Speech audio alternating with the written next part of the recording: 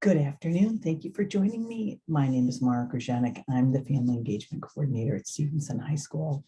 And I'm so happy that you have chosen to take time to listen to building resilience strategies for our teens to take into the world.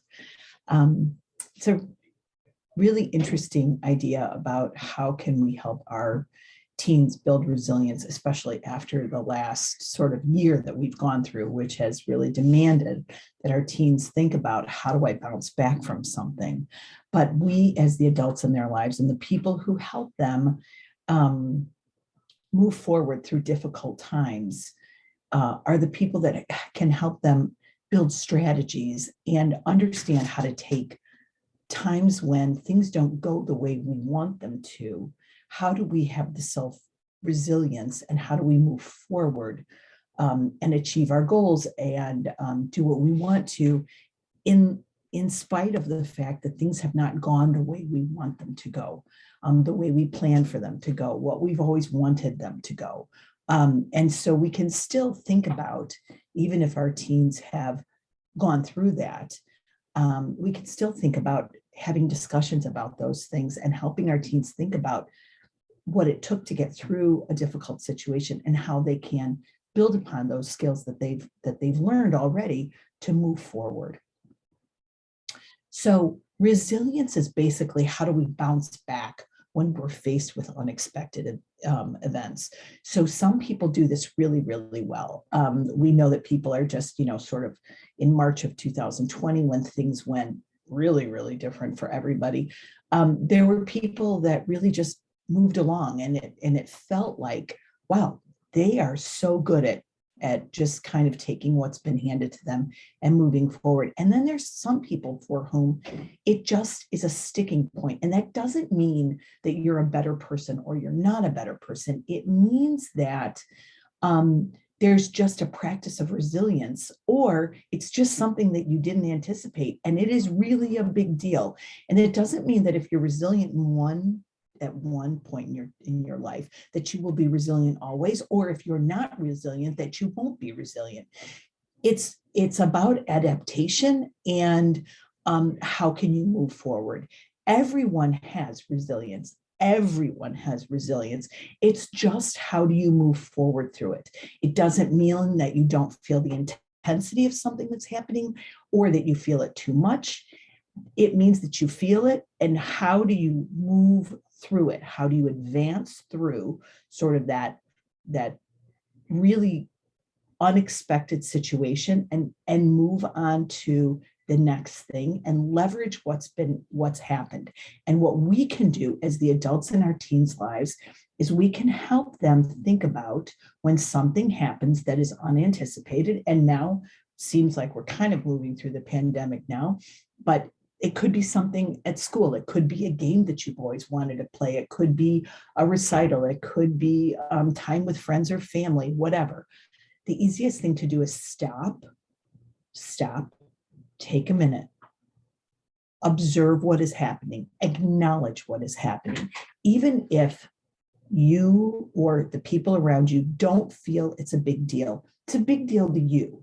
And if it's a big deal to you, you have to acknowledge it as being a big deal to you. Or if it's a big deal to your teen, you acknowledge that it's a big deal to your teen.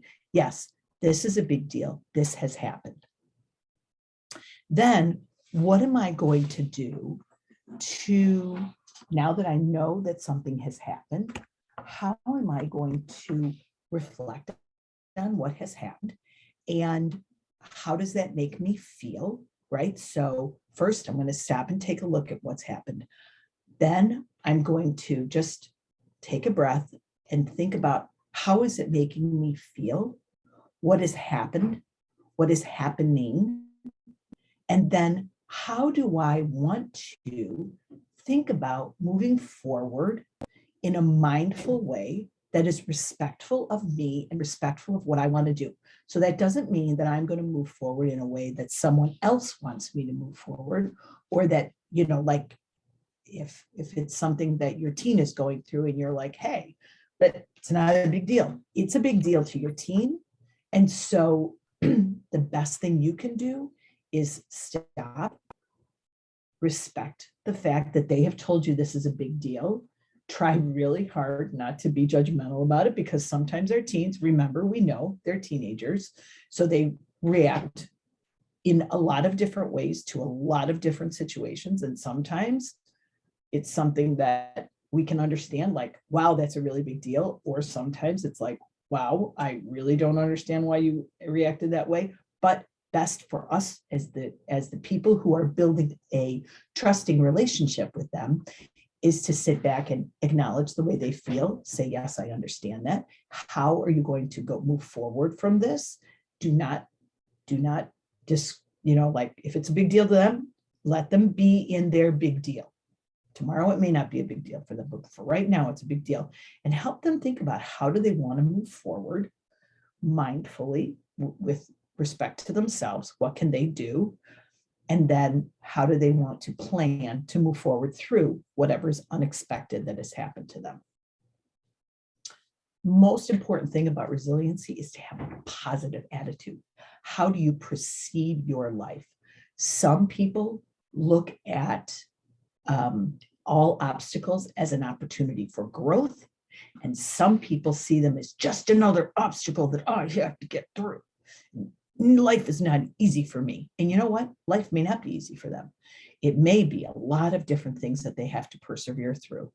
So you just have to, and you don't have to have like this la-di-da attitude all the time. You don't, nobody has to. But can you take yourself out of that time when you're feeling like the world is crashing down around you? And we all have that. Sometimes it's, I didn't get all my errands done on a Saturday. And sometimes it's, wow, I just heard some really bad news about some people I love very much. Or, wow, it's something I've been planning for days and weeks and months on end, and it's not going to happen, whatever it is. Or maybe it's, I got a really bad grade on a test that I thought I was going to do better on. It is always best to sit and realize it's something that you can work through. It's an unexpected change. Acknowledge that. But how can I work through this? How can I acknowledge the significance of this? And how can I step away from the drama of what's happening? So sometimes what happens is we get so caught up in the drama of what's happening that we can't be objective and step back from it and say, how am I going to work through this? Right? The drama, because sometimes the drama feels good to be in. And sometimes for our teens, the drama is the only place they want to stay. So then you can sit back, stop, and say, okay, I'm acknowledging this. Now I'm going to give you a minute, but then let's come back and let's talk about how are we going to get through this. Because what's really important is when you're in that drama, to stop and reframe your thoughts. Stop and think of some concrete things that you can do to move forward and to make sure it doesn't happen again. So sometimes it's something is due at midnight. I'm working at it until 11:58. At 11:59, I hit save and the power goes out. Well, what are some things that I could have done differently? I could have worked on it earlier. I could have had it handed in earlier. I could have given myself a little bit of leeway between the time that I worked on it and I handed it in. So those kinds of things, like when you have the drama, when you have the thing that happens that makes you have to build resiliency, and then you have to work through it, always a good thing is to sit back and say, what could I have done differently? How could I have changed things? Or how could I have handled this in a way that maybe wasn't so dramatic, if you feel that that's what happened?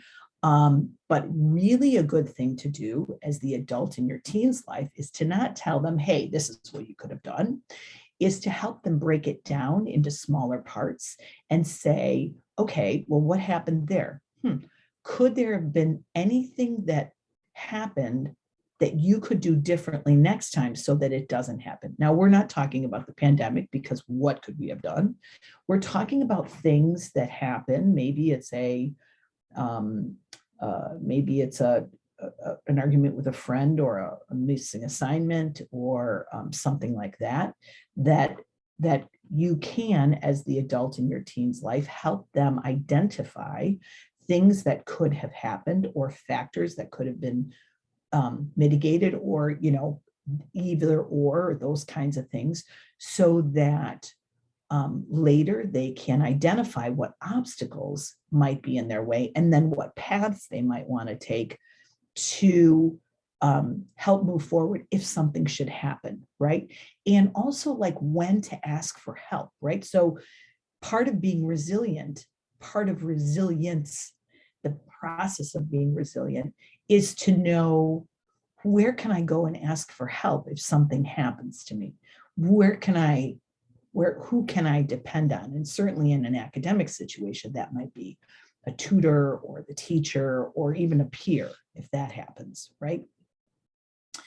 And then what we can do, even not in light of having to be resilient when things happen, is we can help build the base for our teens.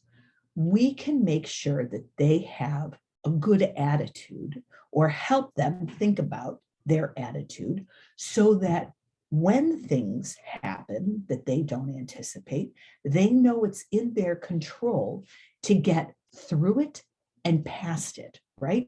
So how we can help them understand the things that are in my control when I'm trying to build resilience, or when something happens to me that I don't anticipate, are my attitude is a gigantic piece. How much effort I'm going to put into, hey, this happened to me, and I have control over what's going on next, or how I'm going to move forward with this. I can make decisions that will help me, and I don't have to be sort of like the victim of the situation. I can move forward. A lot is, how healthy do I keep myself? For those of you who are on today or are watching this later, if you remember that during the pandemic, a lot of people talked about staying healthy, exercising, eating well, to keep your physical strength up and your mental capacity like good, to sleep enough, so that, because it was a time when a lot was happening and people didn't feel like they had a lot of control. But what you do always have control over is your health. I know that sounds really cheesy, but it really is honestly a really big part of being resilient, is taking care of yourself and taking care of your well-being, so that you're better off and able and physically healthy enough to make those decisions and figure out like, what am I in control of? Also identifying, who are my people that can help me, like my friends, my family, my teachers, my tutors, all those things that when you can identify those things with your teens and say, like, who is in your corner, it's good, because they feel like they have like a little bit of bolstering. They have some people in their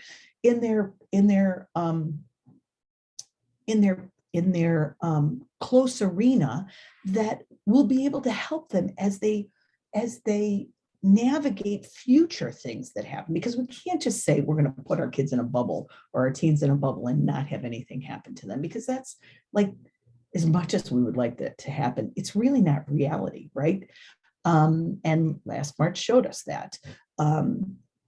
The other thing that's really important is for us to do is to sort of stay committed with our teens and not give up, because our teens are going to be prone to those big, huge changes in emotions, and, oh my God, I can't believe this is happening to me. What am I going to do? But to sort of stay with them through that. And then afterwards sort of be like, hey, look how you got through that, and what happened, and what did you do well, and what could you do in the future that maybe wasn't done that could help you out. And that's a really good thing for them to understand, that you are always there in their corner as their parent or guardian. You are there as their support, always. You are there when the going gets tough. You're there. Because oftentimes what we hear our teens say is, I don't know how I got here. I don't know. I don't know how I'm going to get through this. I don't know how I'm going to achieve that goal. So what we can do as the adults in their lives is help them, and maybe help them break it down in small bits along the way. Not like, hey, I'm doing this small thing for you because this is what you said you wanted to do, but sit down with them and say, how would you like me to hold you accountable? Or how would you like me to play a role in these goals? How would you like me to help you get to where you want to be? This is a really good time for you to sit down with your teens and say, hey, how are you doing on where you want to be in school, in your classes? And then sit down and say to them, without judgment, because you might get into the interactive report card and see that there's assignments that aren't done, or grades that you didn't think were going to, they were going to be there. Maybe they want to really try to be as objective as possible, I promise you. And so that you can help them build the strategies, and where are they growing, and who can they come to help them build resilience, figure out how to get through whatever the challenge is. And you are the person that's helping them navigate that, right? They're doing it, but you're the one sitting on the side saying, well, gee, where can you stop? Don't be so emotional. Really important for you as the adults in their life also not to be emotional. If you open IC and there's surprises, take a step back, deep breath. Remember, want to be objective when we talk to our teens, and let them get through their emotions, and then say, who can help you with this? How can you get through this? And by doing that, you're building trust, and you're building a habit of mind in your teen that is going to help them as they move through adolescence and into adulthood. I am copying a link address so I can share it with all of you in the chat. I want to thank you very much for joining me today. I have put a link to a Google form that's just going to ask you 3 questions about today, whether or not this session helped you with the idea of building resilience in your team. If it didn't, let me know. If there's anything you want to hear about, please let me know. Tomorrow, because we're 3/4 of the way through, well, 2/3 of the way through our semesters, tomorrow we're going to talk about organization. I know we talked about it earlier in the fall, but there is never, ever, ever a time when thinking about how organized your teen is not a good idea. And now, knowing that we still have a few weeks left of this grading period, we have about 6 weeks. This is a really good time to sit back, kind of think about what strategies and what habits has your team developed now that we're back in session, right? Completely different habits when we were virtual than when we're in session. And how can you help your team put in place those strategies to keep themselves as organized as possible so that they can be as effective as possible as they conclude the semester.